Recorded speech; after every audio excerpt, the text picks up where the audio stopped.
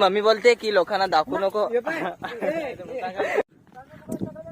हा मित्रांनो, तर मी आज मामाकडे आलेलो तुरी खायला. आणि हे बघा मामा वगैरे इकडे तुरी खोडायला लागलेले आहेत. फटाफट मी खायला आलाय. आपला मामा दाखव.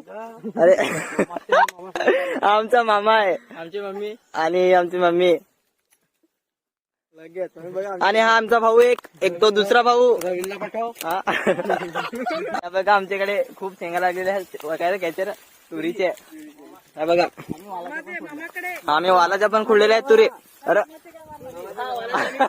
अरे नाईस कंटेंट. ब्लॉगर बघू शकता म्हणजे दादा कसा शेंगा खातो. नाही म्हणजे नाही बघितलं तरी काय नाही, फरक नाही पडत तसं. आपले सबस्क्रायबर फॉलोअर्स खूप आपले सबस्क्रायबर फॉलोअर्स खूप आहेत म्हणजे. सॉरी